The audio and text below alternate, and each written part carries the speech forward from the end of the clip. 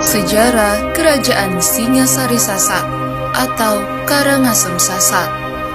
Kemenangan Karangasem Bali dalam perang melawan Selapara pada tahun 1725 telah menempatkan Karangasem Bali pada posisi yang mulai mapan di Lombok.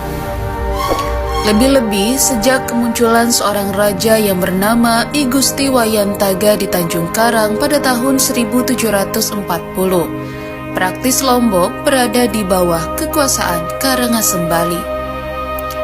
Namun, sejak kematian I Gusti Wayan Taga pada tahun 1775, Karangasem yang ada di Lombok terpecah menjadi beberapa kekuatan.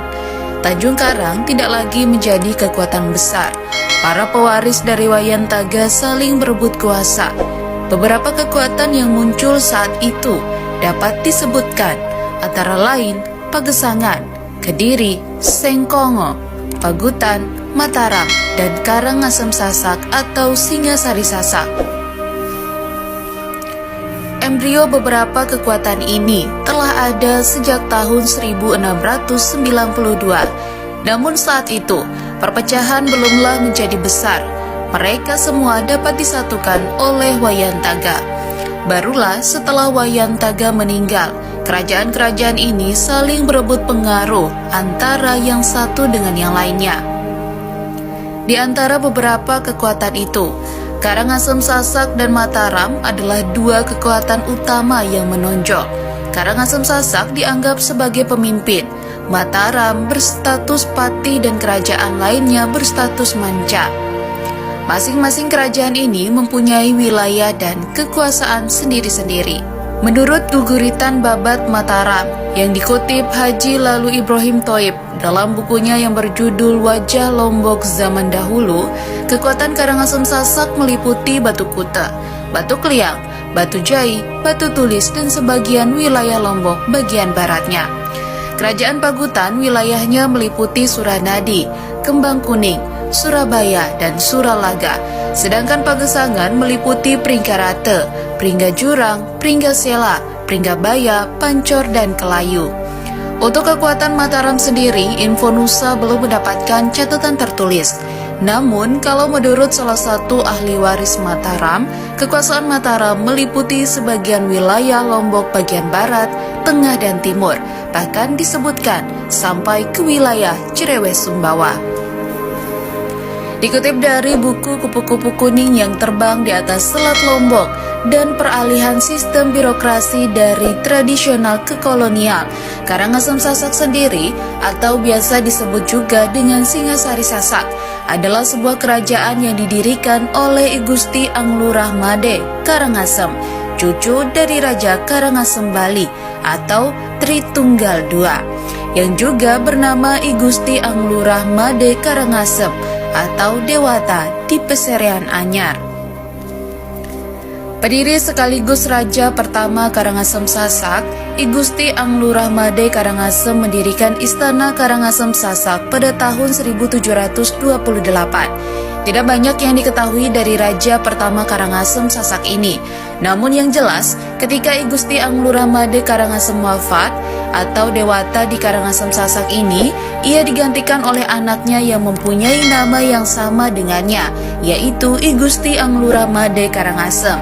Pada masa pemerintahan raja kedua ini disebutkan, pada tahun 1804 kerajaan kecil seperti Sengkongo dan Kediri berada di bawah kekuasaannya. Selain itu, pembangunan Pura Meru juga disebut dibangun pada masa pemerintahannya.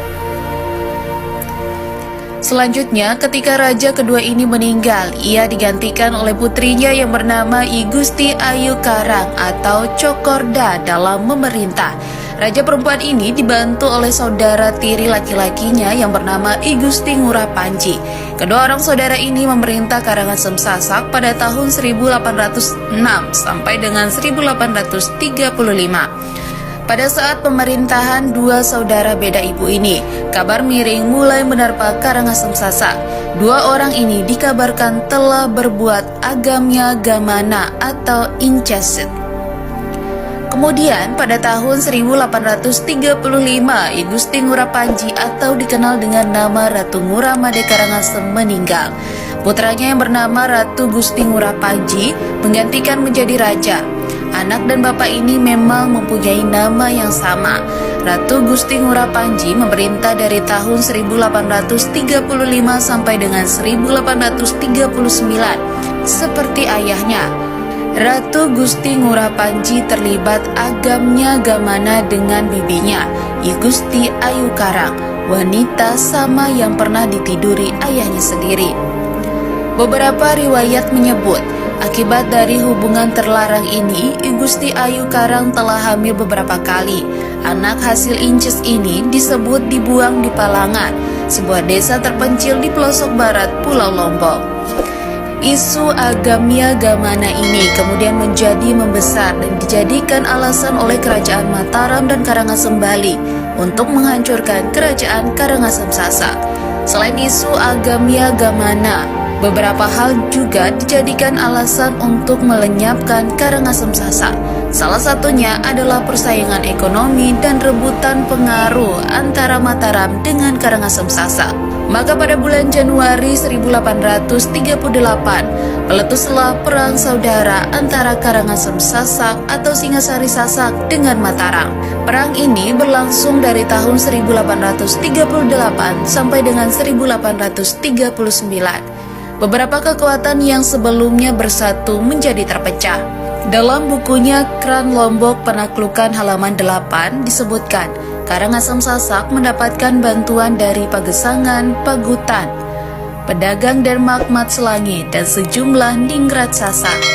Sedangkan Mataram mendapat bantuan dari Karangasem Bali, Sah Bandar Bugis Ismaila dan seorang pedagang Inggris yang bernama Gap King.